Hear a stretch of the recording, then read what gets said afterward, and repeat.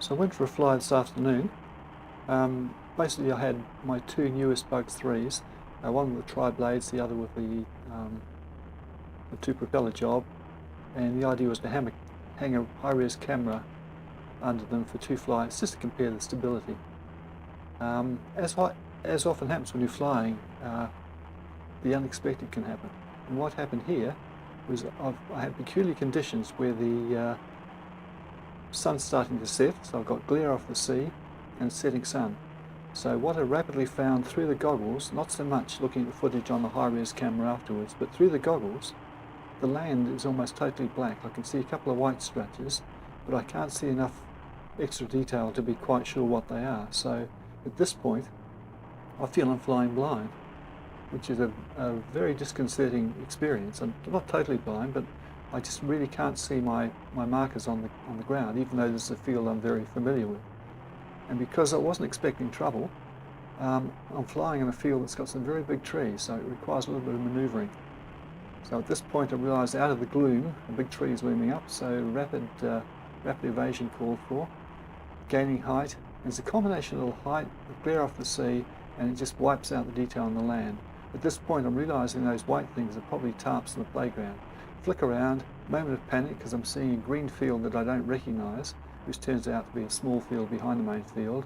Flick it around again, I can just make out the two fields that I'm flying over, so I know where I am again. So I'm trying to lose height and stay over the field with the white poles in it, so I can eventually come in for a landing. Because at this point I'm not having a lot of fun. But I'm thinking I'm a lot happier than I'm piloting a drone than a real plane, because at this stage it's a bit of a worry. So flick around again, it's nice and light. This time again I'm fairly high up, so I can see, I'm pretty sure where I am. So once again the idea is to keep flying towards the sun to get more field underneath me, and to also gradually lose height. But of course the trick is I've got to lose height without dropping on any of the big trees that are fringing the green landing ground. So a bit of a challenge, but here I'm holding it steady, I'm going towards the tarps, it's going right, and suddenly a tree looms up again. So once again, flick it up and away, take a little bit of avoidance, dropping down again, still trying to get lower, and again I can see another tree. So flick around and see where I am, and I think I've also got a slight breeze off the sea that's sort of pushing me backwards, so that's not helping. Mind you, at this stage I can now see the white poles, I can see the field, so I know I'm roughly in the right place, and I'm between the two stands of trees. So with a bit of luck, this could be a run where I can come down. So I'm dropping gradually, quite rapidly, and then suddenly I hit one of the white poles and I'm down. Happy to be down and no real damage done. But you get lessons in this game at the most unexpected times. So this is the second flight with the other drone, with the tri-blades, the more stable, that I think will be the best camera platform. This time I'm flying line of sight. Forget the goggles. I'm just sitting on the bench watching what the thing does.